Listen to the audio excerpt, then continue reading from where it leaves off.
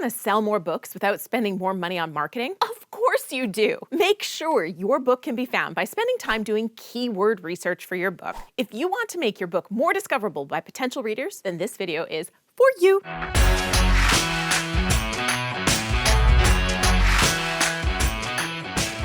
Hey there, I'm Julie the Book Broad from Book Launchers. We're your professional self-publishing team helping you write, publish, and promote a nonfiction book that grows your brand, builds your business, and makes you money. Our superpower is caring more about you and your book than any other company as we support you to succeed. And the best part, you keep all rights and royalties and have full control. Book metadata. It's such an exciting subject, I know. Better fill up your No Boring Books mug and get caffeinated. But it's so important to your success as an author. I talked about BISEC codes in this video, which I'll share again at the end. BISEC codes are part of your metadata, along with keywords. Keywords apply when you're publishing on Amazon or wide, but much of what I'm going to speak about today is specifically about Amazon because, well, let's face it, that's where most of your readers are probably going to find you if you're in North America. So first, why do you need keywords? You've already got a book title, a book description, a subtitle, the BISEC code. Well, keywords are just another thing that help with discoverability. When a potential reader types in a search term, you want your book to be found. Amazon doesn't just look at the keywords. They're going to look at a bunch of things: sales history, bestseller ranks, and of course the description and so on, which is why it's so important to not game the system. When you use a gimmick to rank for Amazon bestseller, you're gonna screw up this algorithm for life.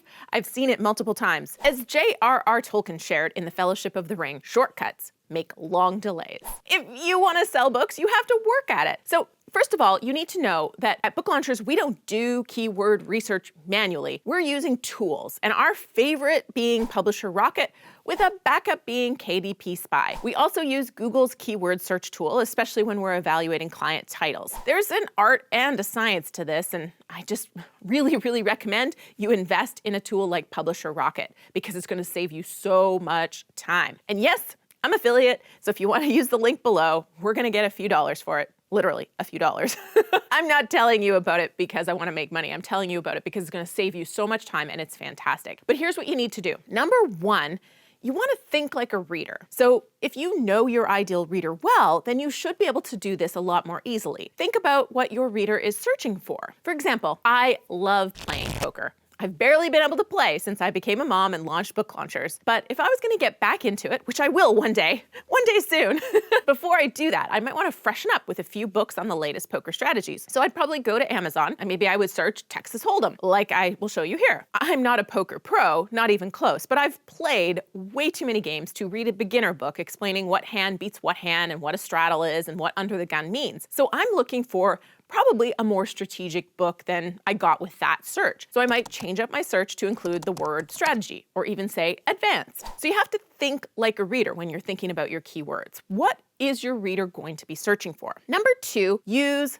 logic. Don't try to be tricky. Some people get really creative and think about this like trying to grab those random searches. But your reader is not searching for Texas Hold'em win. They might be searching for win poker tournaments or how to play poker. So don't randomly create a bunch of words together thinking that that might hit a search. And you don't know for sure what people are searching for until, number three, you test out those words. Like you saw, searching for Texas Hold'em got a lot of results, but there was even a novel that showed up. So I should probably be more specific, which is why beginner Texas Hold'em or poker strategies would probably be better search terms to put in my keyword. See what else comes up when you test this. Does it look like those results belong with your book? Or does it look like your book belongs with those results? If not, you gotta keep trying until it does. Number four, research those words using a tool like Google Keywords tool and Publisher Rocket. Make sure it's an actual term people are using. We search for phrases and singular keywords. Then you wanna look at the competition because you want a highly searched term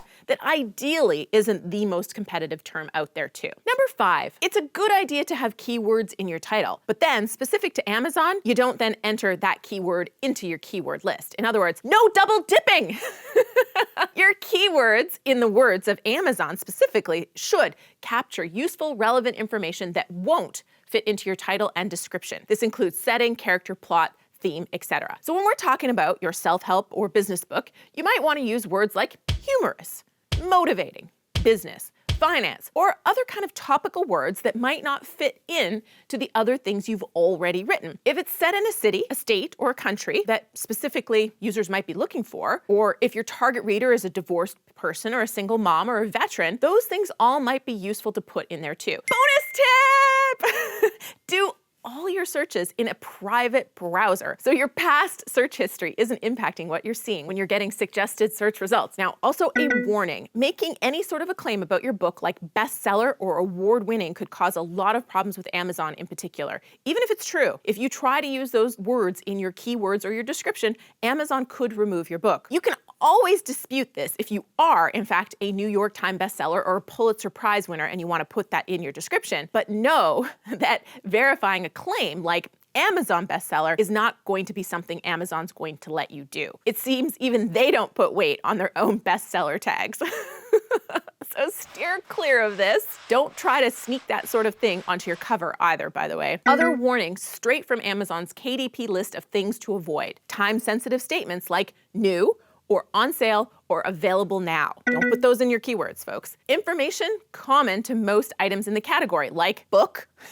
Don't put that in your keywords either. And spelling errors. Now, once upon a time, I think people would enter keywords that were spelling errors, so don't try to put common misspellings in there, trying to catch all the possible searches. Here's what you can do, and you should. Consider longer phrases, because each of the 7-word categories on Amazon has 50 characters. So you can put in a longer phrase in there, and all the words there will be considered keywords. For example, winning no-limit poker tournament strategies. That has less than 50 characters, and you could fit it on to one line. And every single one of those words would be considered a keyword. And you still have 6 more to go. So use those 50 characters if you can, subject to the above advice. Don't be too tricky, and certainly don't try to say Amazon, KDP, or free in there. All keywords must comply with the terms and conditions of Amazon. 2 final tips before I leave you from this video. Numero uno, you can and you should update your keywords and descriptions as often as you like. Periodically research what's relevant and use it. Numero dos,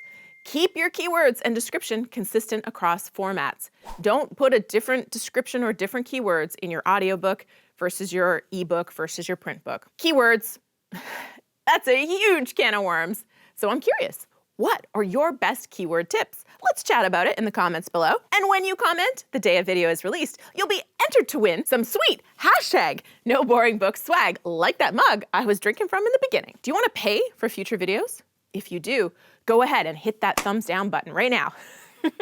If you like getting them for free, smash that thumbs up button and make sure you've subscribed to the channel and turn those notifications on so we can hang out when videos come out every Tuesday and Friday, except in the summer when we take a break. There are so many videos that you should check out after watching this one, but first, here's the one on bisect codes right here. This is a good one for you too. Metadata, baby! Nothing like #NoBoringBooks, but boring stuff that sell books. All right, go ahead, click one of these videos and I'll see you there.